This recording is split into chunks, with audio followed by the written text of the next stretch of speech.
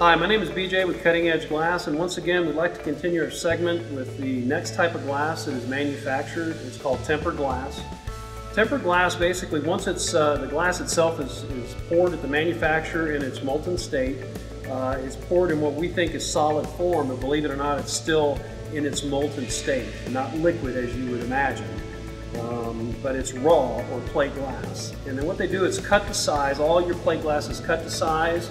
It's fabricated, be it polished edge, beveled edge, whatever, and then it's put into a tempering oven. And this glass is actually heat treated at a very high level of temperature to basically almost take it back to a molten state. But what it does is it changes the molecular structure of the glass and causes the glass to contract. That heat is actually doing is it's putting energy into the glass. So if you've ever seen a car glass break on an automobile or storefront door glass, that's energy being released and it has to go somewhere. So this is a sample piece of tempered glass that we have, and of course tempered is required anywhere 24 inches from any door, be it commercial or residential, and 18 inches from the ground, commercial or residential. If you're within 5 feet of a swimming pool, it absolutely is mandatory that you have to have tempered glass in any windows that are within 60 inches of a flat deck, because the inspectors typically they won't sign off if that being the case, if it's not within code.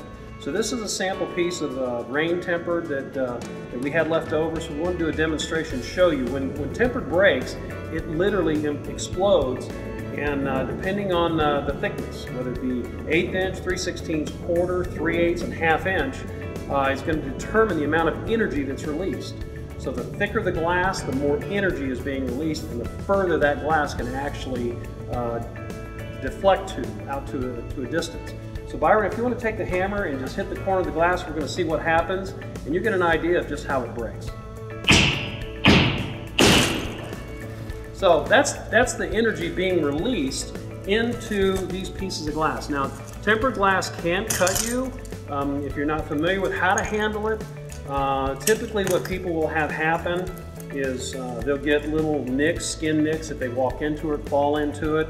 But believe me, you won't get as injured from tempered glass typically as you will from plate glass, because plate is going to follow the body lines. It's going to just come across you, where this will typically skin nick you, and you may have some abrasions, but in most of the time, 99% of the time, you're not going to have the bodily injury effects from tempered as you would have from plate glass. So that gives you kind of an idea of the different types of glass that are out there, how they're cut, how they're manufactured, how they're fabricated, and the purpose of tempered glass being in an environment that is to protect you and your family.